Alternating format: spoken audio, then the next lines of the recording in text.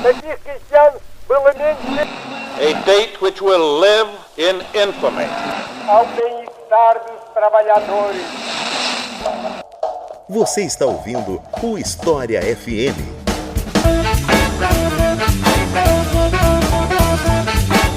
Salve, ouvintes do História FM, bem-vindos a mais um episódio do podcast do Leitura Obriga História. Eu sou Iclis Rodrigues e hoje vamos falar sobre historicismo. Todo mundo que já estudou história já ouviu falar, nem todo mundo sabe tão bem assim o que é, mas todo mundo já ouviu falar. Então, justamente porque é uma tradição, uma escola histórica, digamos assim, uma corrente historiográfica tão importante para os primórdios da historiografia e que, ao contrário do que algumas pessoas pensam, não é totalmente abandonada, ultrapassada, uma coisa que ficou lá no passado, é mais complexo do que isso. Justamente por isso que eu resolvi gravar esse episódio, e para falar sobre historicismo, eu convidei a professora Flávia Varela. Então, Flávia, por favor, se apresente para o pessoal que está ouvindo. Oi, Iclis. Oi, pessoal, tudo bom? Meu nome é Flávia Varela, sou professora de Teoria da História na Universidade Federal de Santa Catarina e dou aula sobre historicismo e sobre os problemas teóricos que envolvem o século XVIII e o século XIX. Então é isso. Vamos falar um pouco mais sobre essa corrente historiográfica depois dos comerciais.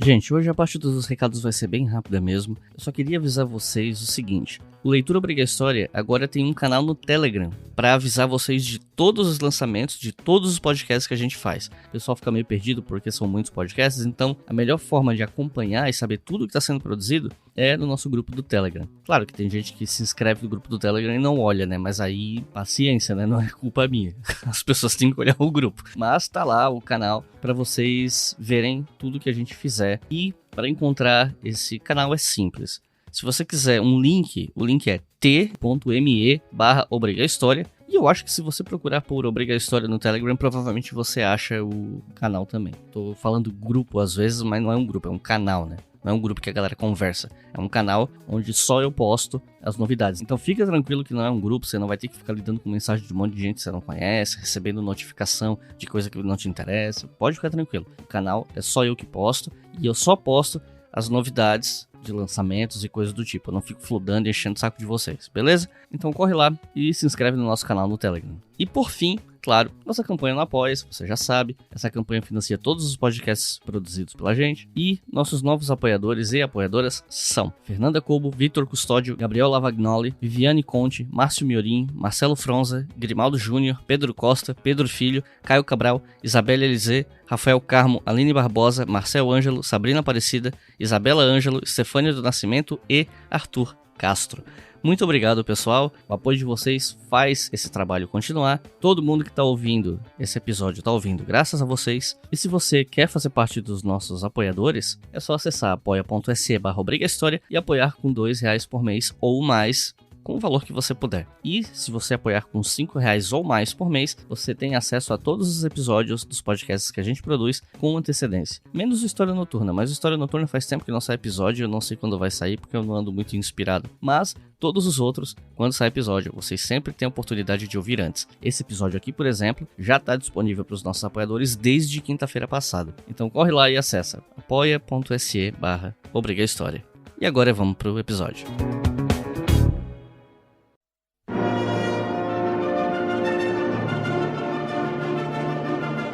O conceito de historicismo é um daqueles conceitos que podem significar coisas diferentes dependendo da época, do recorte ou até da definição de um autor para o outro, né? Um conceito que a definição varia, mas eu acho que a gente precisa de um ponto de partida, né? Uma âncora para os ouvintes entenderem do que a gente está falando quando fala essa palavra historicismo. E mais ainda para quem não é da área, né? Então eu começo te perguntando, o que é historicismo? Essa é uma pergunta realmente muito difícil de ser respondida de forma clara, né? Os alunos, de forma geral, chegam na universidade fazendo esse tipo de pergunta.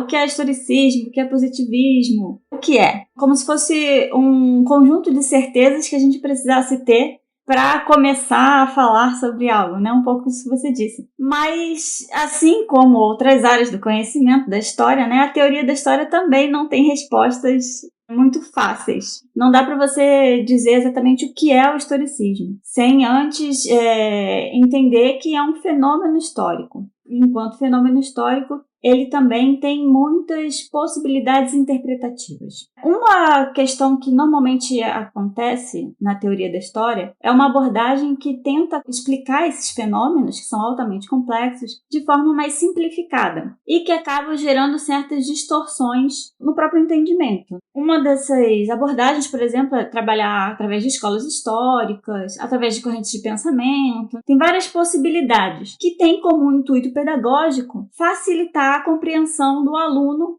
e, com isso, passar aquele conteúdo de forma mais simples e inteligível. Pensando também que muitos dos alunos que vão ter aula de teoria, eles não vão ser especialistas na área, então também não precisariam ter um conhecimento mais aprofundado do assunto. Então, baseado um pouco nisso, alguns problemas que eu acho que a gente pode abordar ao longo dessa conversa, eles surgiram. Mas, fundamentalmente, queria destacar, então, que não existe exatamente uma definição de historicismo. Existem muitas possibilidades de interpretação do fenômeno, sendo que, atualmente, existem duas formas de entender o que foi o historicismo e que são mais, como posso dizer assim, mais aceitas pelos pesquisadores do tema. A primeira delas seria entender o historicismo enquanto uma espécie de visão de mundo, ou uma descoberta da historicidade do mundo, em que tudo só pode ser interpretado através da sua história. Ou seja, eu só posso conhecer algo conhecendo o passado daquilo, conhecendo a história daquilo. Eu só posso entender qualquer fenômeno histórico, qualquer cultura, qualquer nação, qualquer sociedade, entendendo o seu passado, que é algo que pra gente hoje em dia é praticamente um senso comum, mas que na época não era bem assim, né? Essa visão temporal sobre o passado, ela não era tão difundida. Então essa seria uma primeira possibilidade de interpretação do historicismo. Uma segunda seria o historicismo enquanto a transformação da história como uma ciência, uma espécie de disciplinarização da história, que teria acontecido no século XIX alemão. Então, o historicismo ele também é visto como um fenômeno de construção de método histórico e de autonomia histórica. Autonomia do método histórico em relação, fundamentalmente, às ciências naturais, que é o debate no período, né? E o historicismo, ele possuiria algumas características ou vertentes, eu não sei nem se eu posso chamar de vertente, para ser honesto, e eu acho que seria interessante falar um pouco dessas características aqui, eu elenquei 5, para especificar um pouco mais, dar uma dimensão da complexidade do assunto, mas para ir esmiuçando um pouco a ideia de historicismo, né? O primeiro desses historicismos diferentes seria o chamado historicismo genético. O que é isso?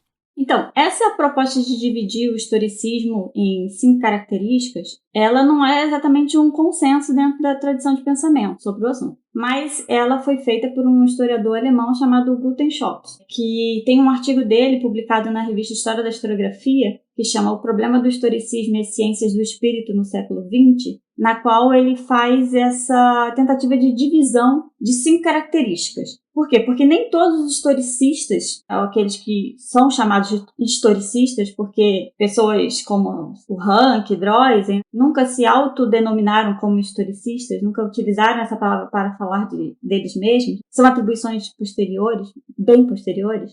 Então, ele coloca que nem todos esses autores, eles se encaixam exatamente em todas essas características, mas que essa tradição de pensar sobre o historicismo, que é o historicismo, que é uma tradição basicamente de 2 séculos e meio, que se a gente pensar que começa ali no final do século XIX e vai se desenvolvendo, sei lá, até o século XX, que essa tradição de pensamento ela teria essas 5 características, baseadas nesses autores que seriam os autores centrais. Então, uma dessas características seria esse historicismo genético, né? Alguns autores se encaixariam nesse tipo de perspectiva, ou seja, que o historicismo seria, então, bastante disso que eu falei como uma primeira característica na pergunta anterior. O historicismo ele seria essa espécie de perspectiva sobre o mundo, de interpretação sobre o mundo, de valorização da historicidade das coisas, né? Colocar tudo dentro de seu passado próprio, ou dentro de um contexto específico. Não universalizar os fenômenos históricos, mas ao contrário, individualizar os fenômenos históricos. Então seria buscar, no caso, a gênese, a origem desses fenômenos através da sua própria história. Então essa seria, basicamente, uma das possibilidades interpretativas do historicismo, como tendo essa característica. Claro que o artigo do Scholz, ele não esgota, não esmiuça todas essas características, porque o objetivo principal do artigo é rever essa discussão que acabou sendo muito presente no conceito de historicismo em relação ao relativismo, que o historicismo teria um relativismo inconsequente, ou essa seria uma consequência imediata do historicismo, já que ele valoriza a individualidade, ou que tudo só pode ser julgado nos seus próprios parâmetros, isso levaria a uma ausência de parâmetros no final, a uma pluralidade de valores tão grande que essa pluralidade levaria então a um relativismo, que poderia justificar qualquer coisa, como por exemplo o nazismo, já que a gente não pode julgar o nazismo ou os nazistas pelo que eles fizeram, tendo em vista que a gente precisa compreender que, no caso, o movimento histórico seria um movimento de compreensão daquele passado pelos próprios parâmetros daquele passado. Então, essa é um pouco a ideia do texto do Scholz.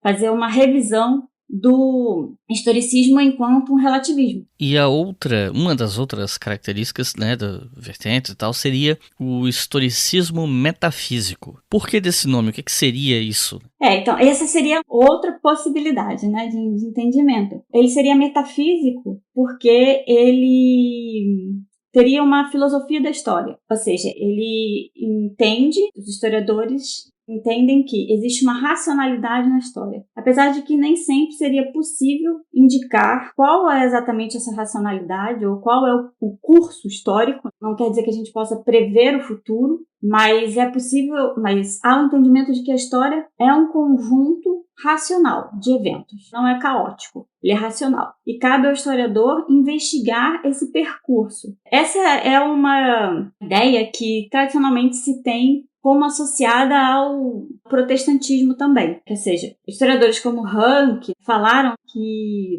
existe uma organização da história humana e que essa organização ela é feita por Deus. Deus sabe qual é toda a trajetória histórica, o que organiza de fato a história. Mas o ser humano, ele não teria capacidade, ele não teria condições de saber qual é essa ordem e qual é essa razão. E daí, no caso, o historicismo metafísico, ele se diferencia do hegelianismo, apesar de ambos serem uma filosofia da história. Porque o hegelianismo acreditava, né, isso é um debate bem profundo entre esses primeiros historicistas com o hegelianismo, porque o hegelianismo colocava a história como uma teleologia e que era possível achar essa racionalidade da história, que vinha justamente desse processo dialético, que através do processo dialético a gente conseguiria ver como é que a história vai se desenvolver, né, a ponto até de poder ter alguma previsibilidade histórica. Apesar de serem, digamos assim, duas filosofias da história, elas se distanciam bastante quanto à possibilidade de conhecimento histórico do ser humano. O terceiro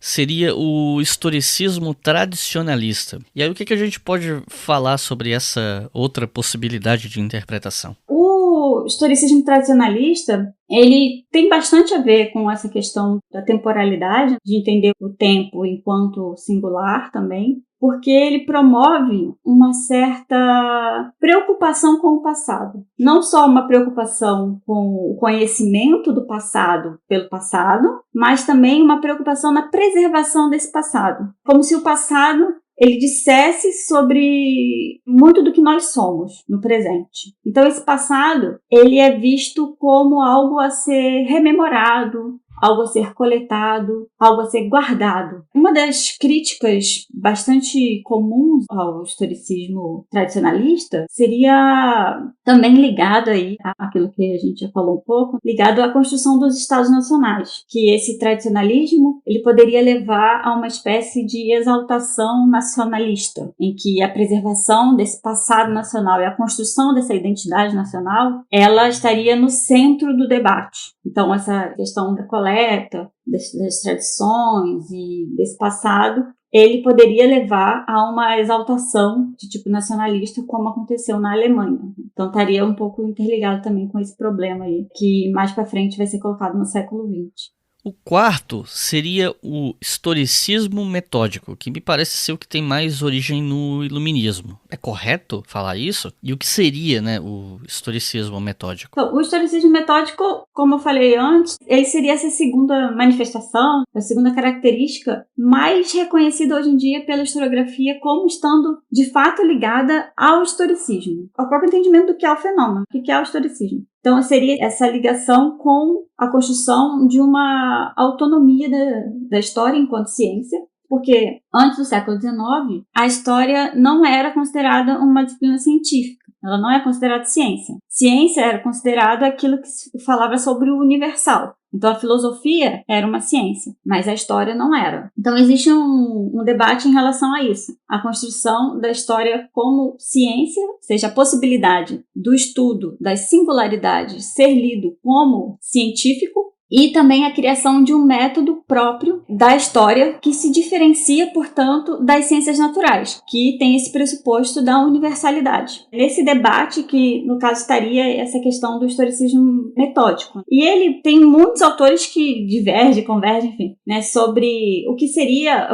a relação do historicismo com o iluminismo. Né, se seria uma relação de oposição ou seria uma relação de legado. É um tema bastante debatido. Mas se a gente for pensar nesse único significado de metódico, enquanto essa construção de autonomia e método da história, a gente pode tentar ver essa relação como não uma relação de oposição exatamente. Por exemplo, tem uma boa discussão que existe na Alemanha sobre a universidade. A universidade, ela é um espaço que existe desde a Idade Média, mas enquanto uma instituição de pesquisa, ela é um fenômeno moderno e é um fenômeno que está atrelado ao historicismo. A universidade, no contexto medieval, né, ela era um ambiente de ensino e não de pesquisa. Então, essa construção dessa nova universidade, que também está junto com a construção da história enquanto uma disciplina, ela está ligada a esse debate do iluminismo alemão. O Kant tem um texto bastante importante que fala justamente sobre essa divisão que ele via, que era uma divisão fundada exclusivamente nos interesses do Estado, que era uma divisão entre faculdades superiores, que seria a teologia, o direito e a medicina, e as inferiores, que no caso teriam várias outras, inclusive a história. Que essa divisão era uma divisão estritamente estatal, assim, porque não tinha nenhum tipo de consulta ao corpo universitário e tal. E que isso não poderia continuar, porque precisaria ter uma autonomia, o problema da autonomia. Autonomia das ciências. As ciências precisam ser autônomas, inclusive autônomas em relação ao Estado, aos interesses do Estado. Elas não podem ser guiadas por esses interesses. Elas têm que ter a sua vida própria. Então, esse é um debate que, classicamente, ele é tratado no texto do Humboldt, sobre a criação da Universidade Moderna, mas que ele já começa na Ilustração. Então, a gente poderia ver isso como uma certa continuidade entre esse lado metódico do historicismo e o iluminismo. E por fim, nós teríamos o historicismo ético. O que distingue ele das outras possibilidades de interpretação do historicismo? O historicismo ético seria um pouco essa questão do relativismo. Ele gira em torno do relativismo. Quais são os limites éticos do historicismo? Né? Então, essa discussão é uma discussão que surge fundamentalmente no Entre Guerras. Seria uma caracterização do historicismo que ela está muito forte, ela é muito acentuada no início do século XX, mas que ela é pouquíssimo destacada nos outros períodos. A gente pensar o que é historicismo nos outros períodos. E ela trata dessa questão do relativismo de valores. Como cada época só pode ser julgada de acordo com seus próprios parâmetros, em última instância deve ser compreendida, a maioria das vezes busca compreender e não julgar o passado, então acaba que existe uma pluralidade muito grande de valores e que não tem nenhuma estabilidade. E essa instabilidade, essa pluralidade, ela leva em última instância ao relativismo. Então é uma discussão ética nesse sentido. É a ética da relatividade dos valores. autores, como o historicismo, a partir da sua tomada, divisão sobre o que é o passado, como um conjunto, portanto, de singularidades, que devem ser entendidas enquanto singularidades e compreendidas em relação ao seu próprio tempo e espaço, pode gerar um conhecimento de tipo relativista. Você está ouvindo o História FM.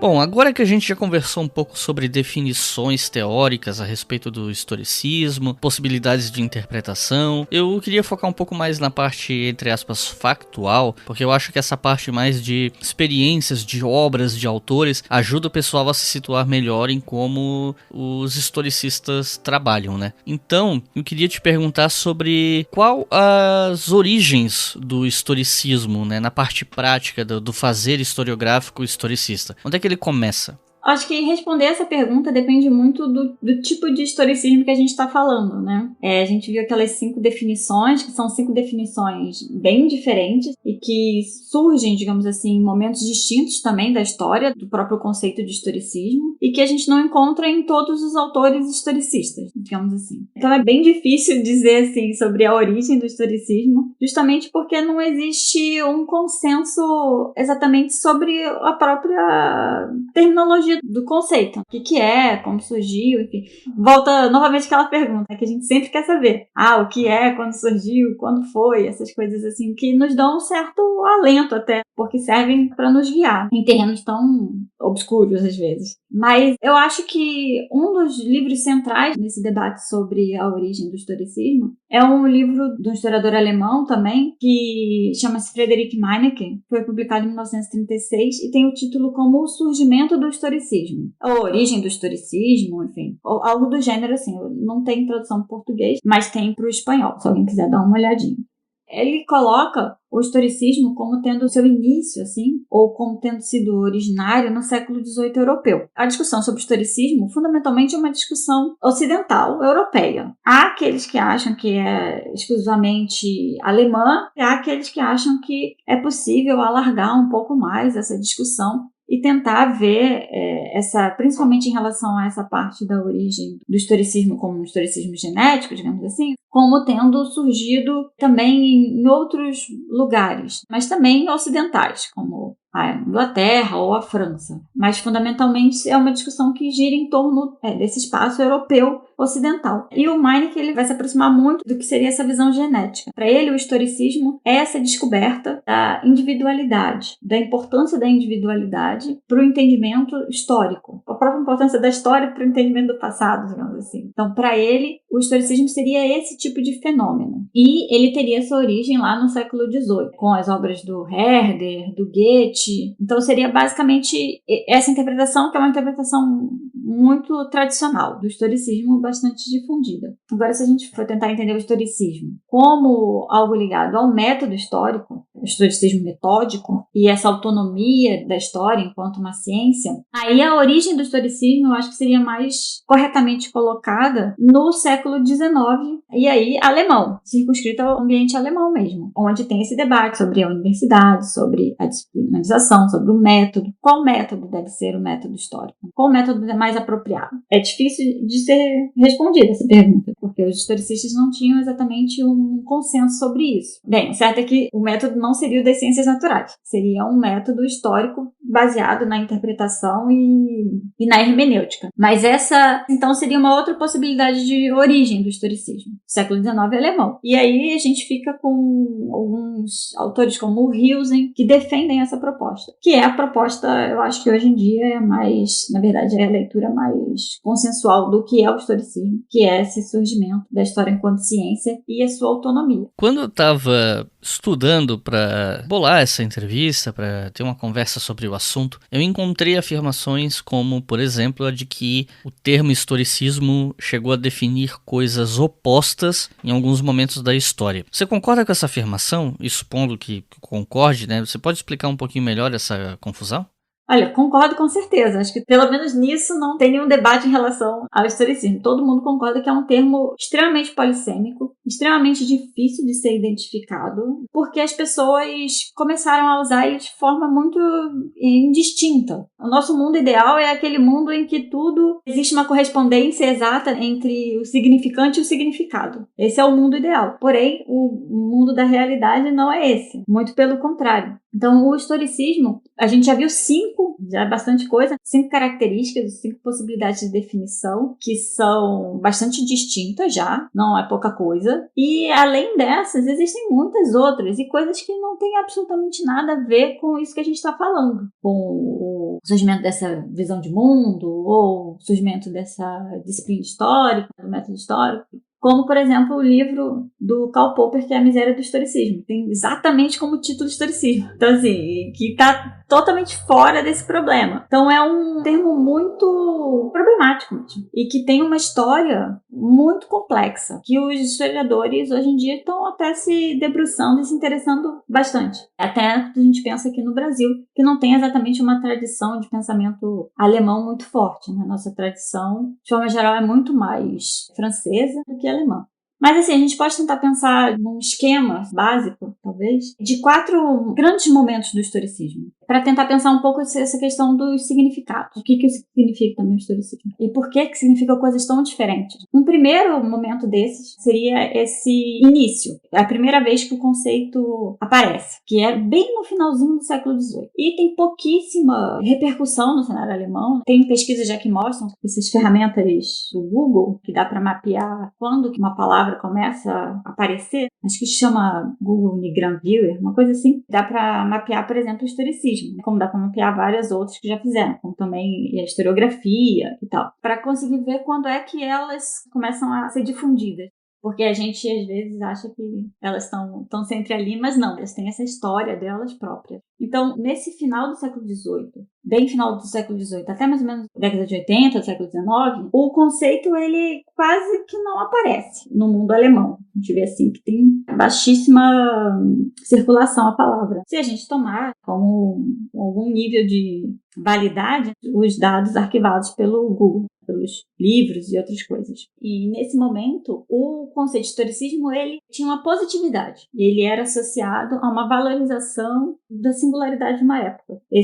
Basicamente, esse historicismo genético. Então, ele era positivo e tinha essa questão da singularidade. Depois, né, aí lá pela década de 60, 70 do século XIX, o termo começa a ser mais difundido. E essa difusão também, ela acontece, não sabe exatamente por quê, né? Mas ela tem uma ligação com a segunda consideração intempestiva do Nietzsche, na qual o termo perde esse seu sentido positivo como uma valorização de uma época, o historicismo seria isso, para designar uma perspectiva já que acha que a história explica tudo e que com isso a gente perde um pouco dessa liberdade do presente também. Então, a partir disso, o conceito de historicismo ele começa a ter nuances que são negativas. Bem no final do século XIX isso já começa a acontecer. E aí, depois da Primeira Guerra Mundial e tal, há uma retomada do historicismo, desse primeiro significado do historicismo e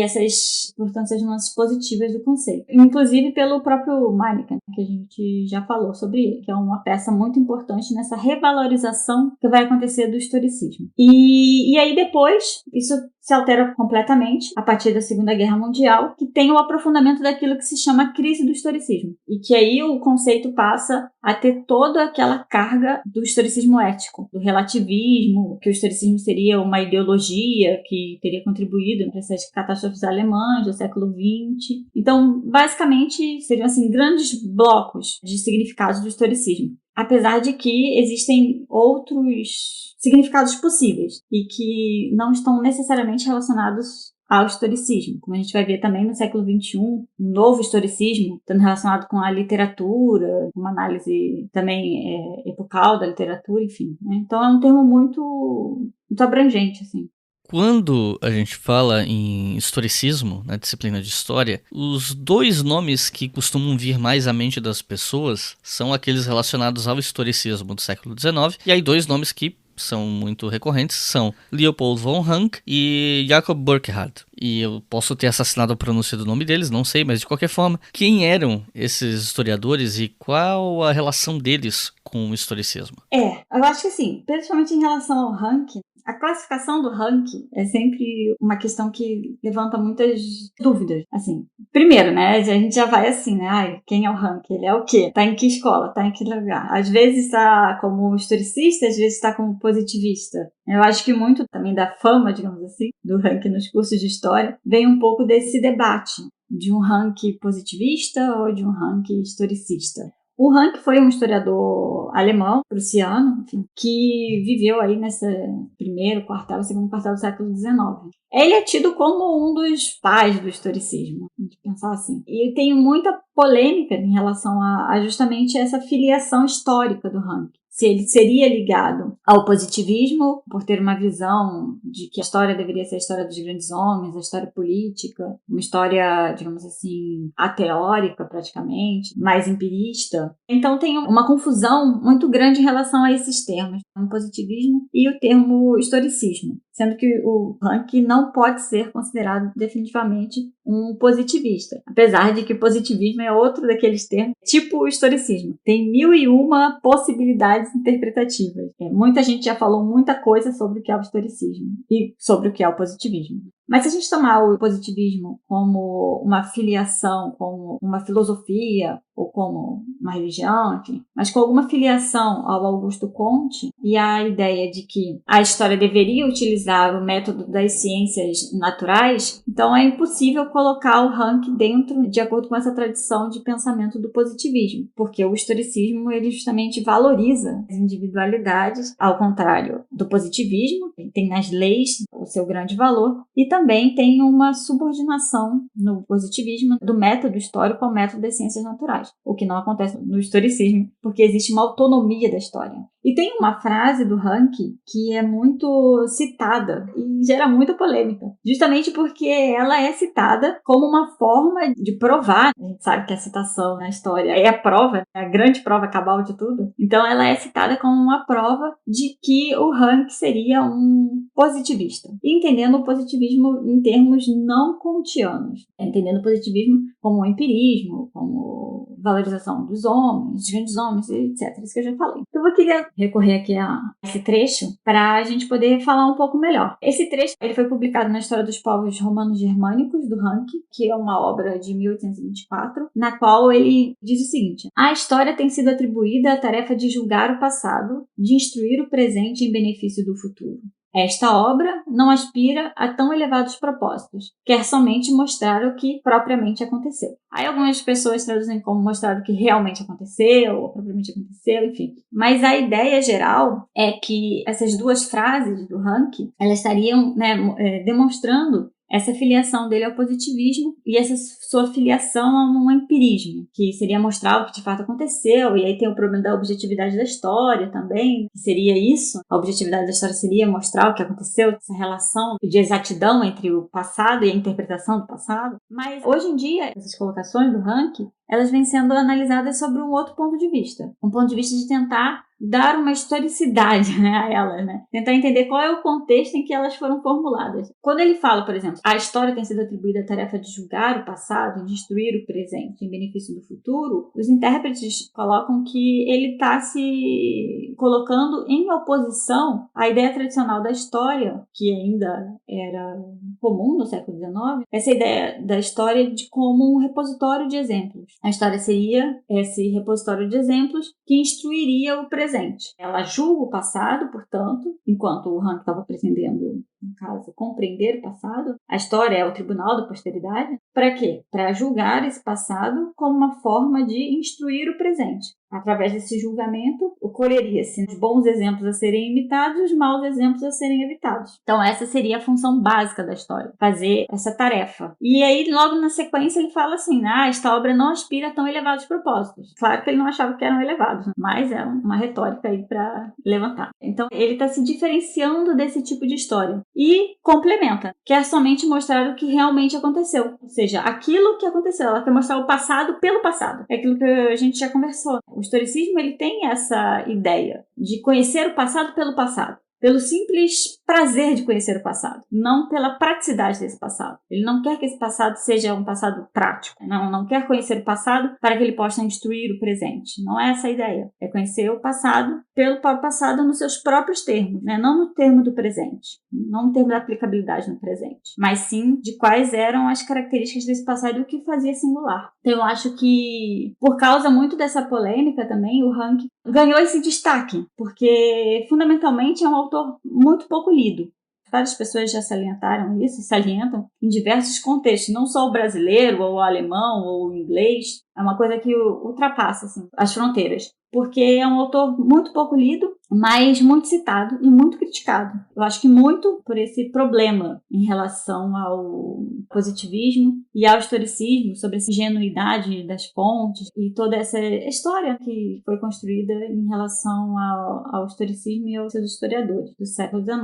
O Burckhardt, por outro lado, aí já é uma história completamente diferente, porque, de forma geral, ele é visto como o grande ponto fora da curva, que é um historiador da cultura, é um historiador da arte. Ele é apresentado, normalmente, quase como um diferente, nesse emaranhado de pessoas que estão fundamentalmente estudando história política. A grande maioria está preocupada com uma história mais política, enquanto ele estaria preocupado com uma história cultural, que a gente poderia dizer assim, hoje em dia. Então, acho que por aí segue o interesse pelo Burckhardt também, que é um historiador de língua alemã, apesar de não ser alemão, ele é suíço. Então, esses autores historicistas, não só o Rank, a gente fala bastante deles em sala de aula e tal, tem um grande interesse dos alunos por eles também, saber quem eles são, mas a gente tem um problema muito grande em relação às obras desses autores, porque apesar das últimas décadas a gente vê um movimento no Brasil de tradução dessas obras, a maioria das obras que são traduzidas desses autores são obras que são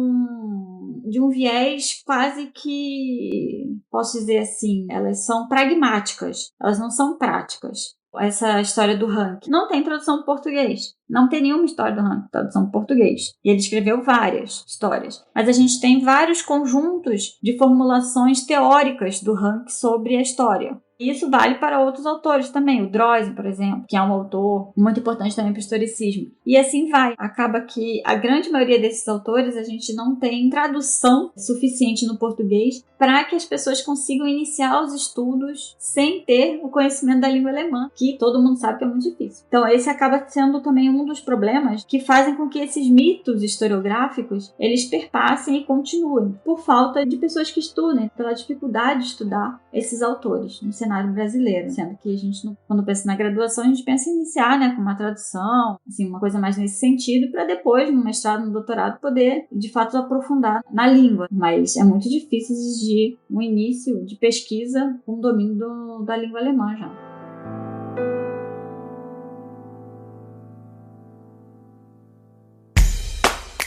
O Leitura Obrigatória é um selo de produção de podcasts de história e humanidades. E a nossa campanha no Apoia-se financia esse e todos os outros podcasts. Então acesse apoia.se/obrigahistoria e colabore para manter esse projeto educacional gratuito no ar.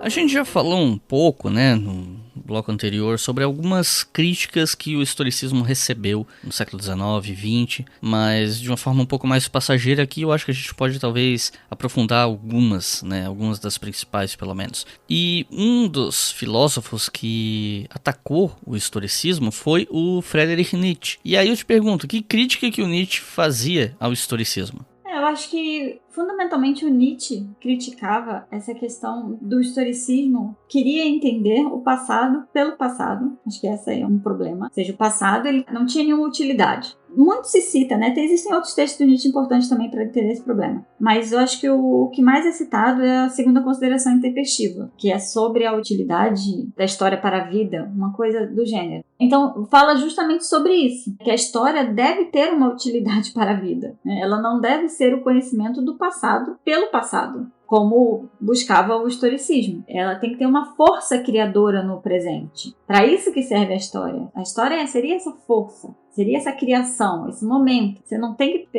estudar todo o passado, ter como se fosse uma avalanche de passado na sua vida, que no caso vai te imobilizar. Assim pensava o Nietzsche. Você tem que ter essa capacidade, tem que ter essa liberdade de poder esquecer, de poder lembrar, de poder selecionar esse passado que mais lhe convém para uma vida presente. Então, esse conhecimento histórico, ele é orientado, ele deveria ser orientado. Então, essa é uma crítica, acho que central do Nietzsche, é esse historicismo. Uma época aí, cheguei a ver essa questão do historicismo, nas segundas considerações intempestivas, que, curiosamente, o Nietzsche não fala de historicismo nessa segunda consideração, mas os intérpretes leem que ele está falando sobre o historicismo, porque ele está falando sobre o Han. Então, a crítica dele também é muito centrada no Han, não exatamente em todos os autores do historicismo. Por isso que é problemático a gente falar, né, de um movimento, uma coisa assim, que parece, o historicismo, os historicistas, como considerações dessa do Nietzsche, né, parece que ele está falando para todos, aquele, sei lá, quem ranque seu secto. Mas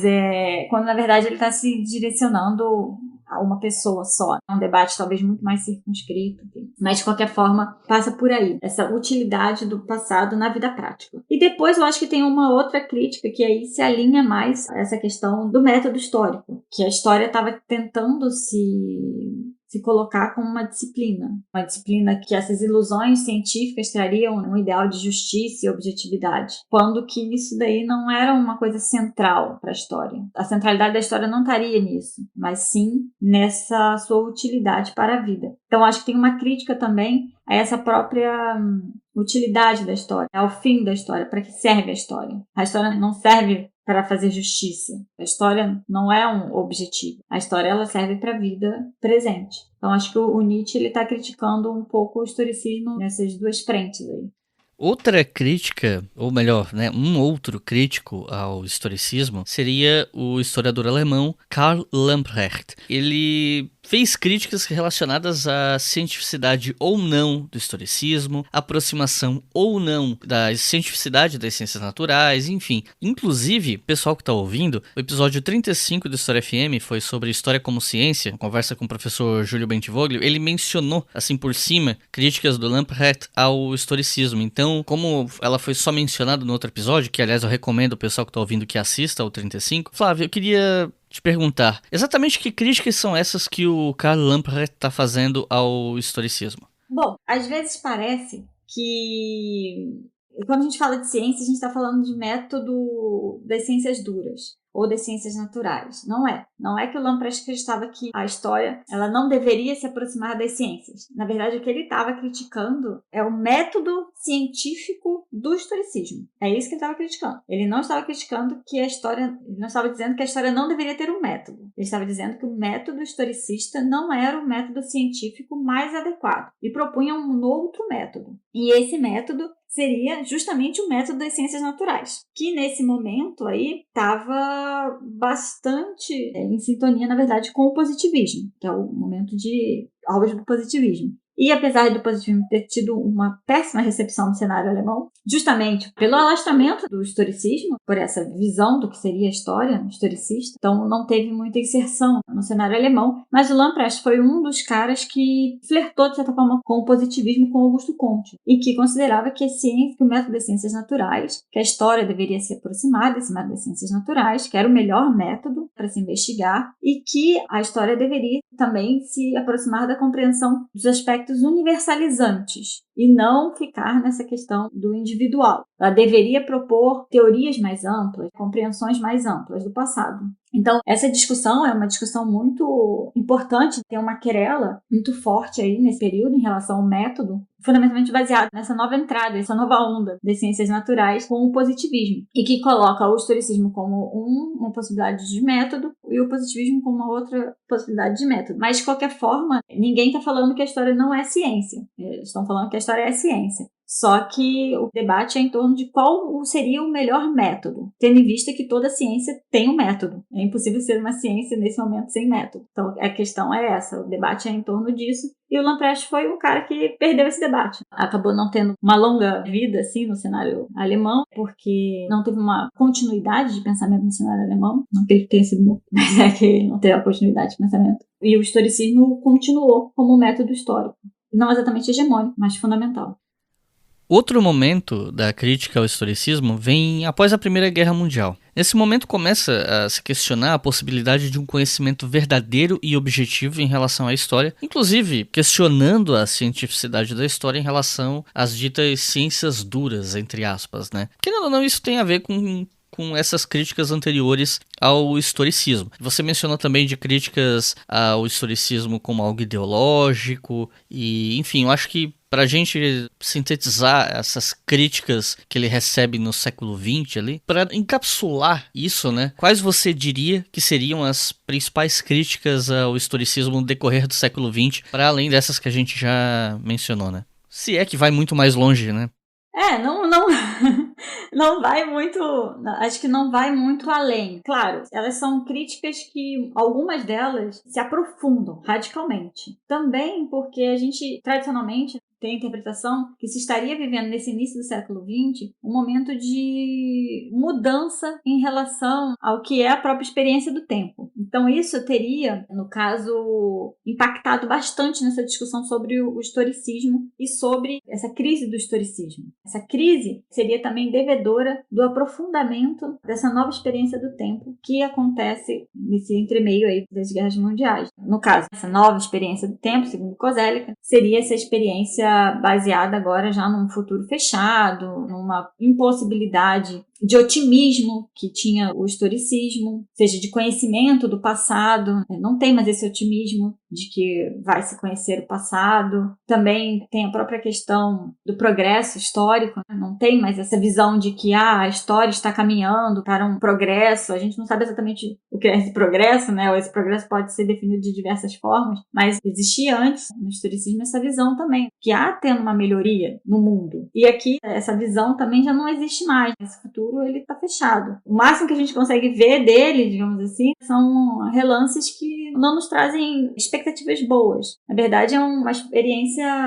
de fracasso da humanidade. E essa experiência de fracasso da humanidade, ela impacta nessa discussão sobre o historicismo, porque muitos autores, eles interpretam isso a partir de uma crise da consciência histórica alemã, que seria essa crise do historicismo. Então, acho que há, sim, um grande aprofundamento dessa discussão do que é o conhecimento histórico, do que pode ser o conhecimento histórico e como esses eventos traumáticos, eles impactam diretamente numa espécie de rever o passado alemão, rever essa tradição que é a tradição dita historicista, que aí ela é enxergada também como o germe, né, dessa exaltação nacionalista, como aquele historicismo tradicionalista, ele tivesse gerado, através de todo o século XIX, esse acúmulo histórico, ele tivesse rompido nesse nacionalismo alemão. Então há uma grande volta ao passado, a essa tradição de pensamento e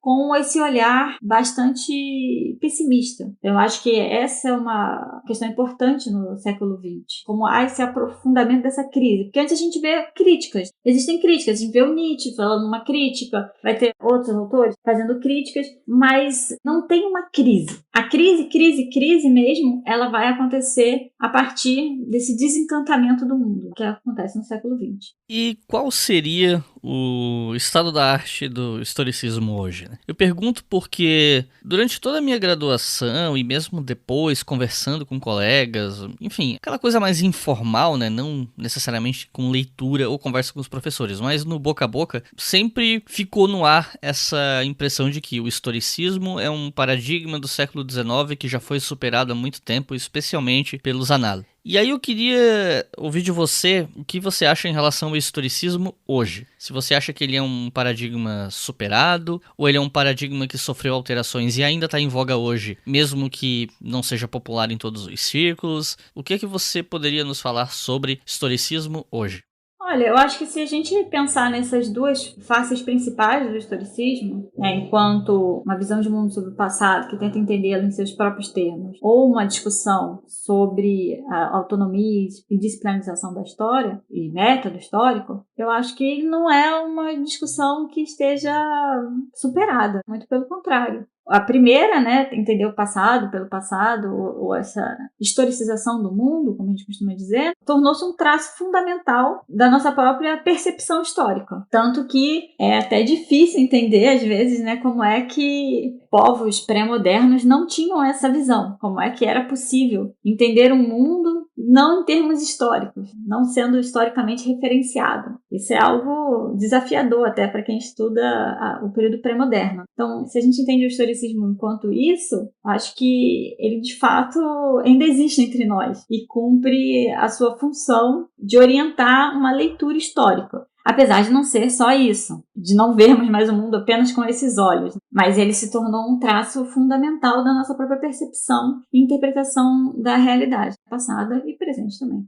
E depois, acho que se a gente pensa o historicismo enquanto autonomia da disciplina história e como construção de método, eu também acho que ele continua ainda hoje em dia, porque é uma discussão que continua. Continua, claro, em outros termos, mas a gente pensa que ela foi inaugurada pelo historicismo, ela não é uma discussão superada. Como tanto fala de autonomia em relação ao Estado, isso é uma discussão muito, muito presente. E isso é um ideal historicista, de que a história deve ser uma ciência autônoma das demais ciências e também autônoma do Estado. Então, acho que isso continua presente, apesar de todas as novas formas. Então, o historicismo, nesse sentido de legado, tentar entender assim, qual é o legado historicista, eu acho que esse legado, ele existe, apesar de toda a discussão em relação à crise do historicismo, às falácias do historicismo, aos problemas do historicismo. E também, quanto um problema historiográfico, é um problema da teoria da história, é muito atual, porque existem diversos questionamentos assim sobre essa história desse conceito, que é tão polissêmico, tão plural, que ainda precisam ser resgatadas e ainda precisam ser compreendidas com mais precisão pela historiografia. Então, também do ponto de vista investigativo,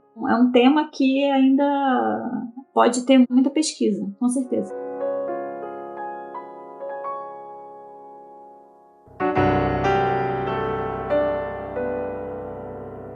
Recomendação de leitura para o pessoal que está em casa, está ouvindo, ou que está na rua, está no carro, não importa. Quem quer ler sobre historicismo depois desse episódio, 1, 2 ou até 3 livros sobre o assunto. Flávio, o que você recomenda para os nossos ouvintes? Bom, eu recomendo primeiramente, né, uma introdução ao historicismo e tal, que vocês leiam o verbete da Wikipédia, chama-se Historicismo, né, que foi escrito no âmbito do projeto que eu coordeno aqui na Universidade Federal de Santa Catarina, junto com o meu colega Rodrigo Bonaldo. Nós reformulamos todo o verbete. Ele foi totalmente reescrito, praticamente do zero. Ele está bem referenciado, com referências de qualidade e atualizadas. Acho que dá um bom panorama sobre o assunto, apesar de ser muito complexo e muito difícil mesmo. Acho que ele é um bom primeiro contato. Sinto que eu até utilizo esse verbete na minha disciplina de teoria da história, quando a gente vai falar sobre historicismo. Porque existe uma dificuldade de acesso a grandes manuais, né,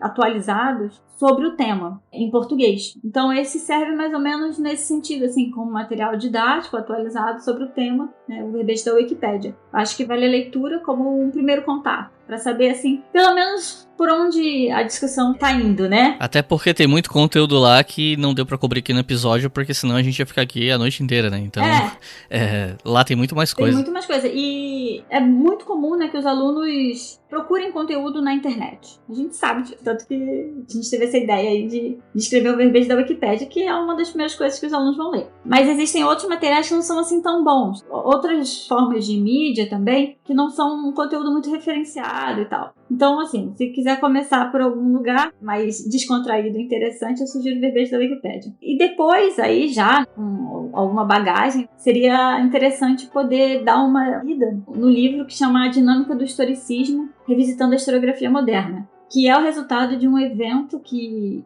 teve em 2008, do Seminário Nacional de História da Historiografia, que aconteceu em Mariana, em Minas Gerais, que esse livro é resultado desse evento, que foi um conjunto, teve, né, como tema o historicismo, e que teve um conjunto de palestras que falava sobre o historicismo em diversas perspectivas mais teóricas, não só perspectivas teóricas diferentes, mas também abordagens diferentes do tema. Então aí, acho que depois de ter esse primeiro contato mais amplo, já dá para ir para livros mais específicos, né? como esse. E Flávia, você gostaria de fazer alguma consideração final, dar algum recado, alguma divulgação? Fique à vontade. Eu gostaria de agradecer, Iclis, pelo convite, né, de falar sobre esse tema, que é um tema realmente, acho que vale a pena uma leitura mais atenta, assim. E não só desse tema, né, como vários de teoria da história, que acabam causando muita confusão e as pessoas os alunos, né, ficam muito angustiados, assim, e querendo logo descobrir o que é. Sendo que, no final das contas, ninguém sabe o que é, né? Se perguntar o que é o historicismo para uma pessoa que estuda, ele também não vai saber. Mas, bom, brincadeiras à parte, gostei muito de participar aqui e agradeço a oportunidade de estar falando, né, de assuntos que as pessoas normalmente acham muito chatos, que são a teoria da história. Então é isso, pessoal. Muito obrigado por terem ouvido até aqui. Não se esqueçam de seguir a gente no Twitter, @HistóriaFM, com FM maiúsculo. De acompanhar nosso trabalho lá no @BrigaHistória também, no Instagram, que aglutina todo o trabalho que a gente faz no canal. Quer dizer, o canal tá parado nesse momento, né? Mas todo o trabalho que a gente faz na internet acaba sendo divulgado lá no Instagram. E claro, dá uma olhada na nossa campanha no Apoia-se, apoia.se/BrigaHistória, que lá, com R$2 por mês, você já financia todos os projetos de divulgação que a gente tem e a nossa expansão futura. E com R$5 por mês você consegue ouvir o História FM, o Colunas de Hércules e o Estação Brasil, os 3 podcasts com antecedência. Então é isso, muito obrigado e até a próxima.